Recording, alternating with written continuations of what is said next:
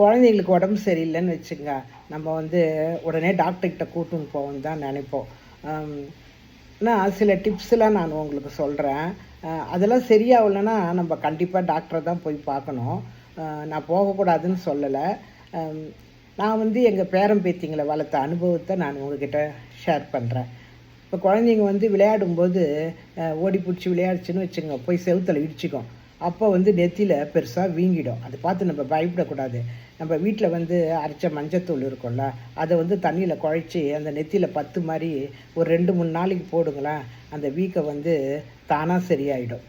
அதுக்கப்புறம் இந்த காது கீழே வந்து நெறிக்கட்டின்னு இருக்கும், அது வலிக்குதுன்னு அழுவோம். அப்போ இந்த கட்டி பெருங்காயம் இருக்குதுல்ல, அது வந்து சுடுதண்ணியில் போட்டு ஊற வச்சுட்டு நல்லா பேஸ்ட் மாதிரி குழச்சி அந்த காது கீழே போட்டோம்னா 2-3 நாளைக்கு கண்டினியூவாக போடணும்.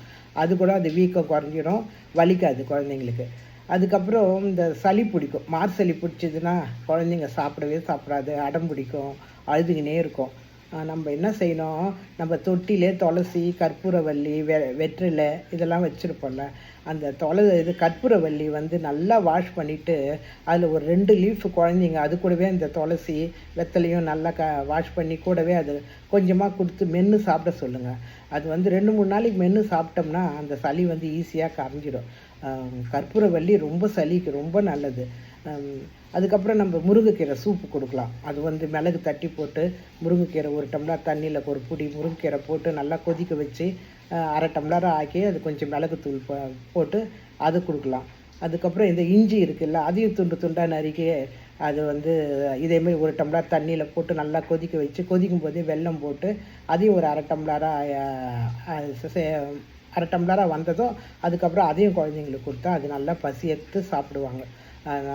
சளியும் உடனே சரியாகுது.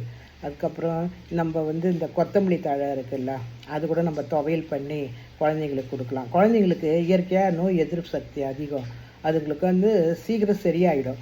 இந்த கொத்தமல்லி வந்து தொண்டை புண்ணு, ஜுரம் இதுக்கெலாம் ரொம்ப நல்லது. கொத்தமல்லி அது கூட புதினாவும் வச்சு அதெல்லாம் துவையல் பண்ணி கொடுக்கலாம். அந்த மாதிரி உங்களால் எது முடியுதோ ஈஸியாக அதை செஞ்சு குழந்தைங்களுக்கு கொடுங்க. ஈஸியாக சரியாயிடும், நல்லா இருப்பாங்க. Thank you.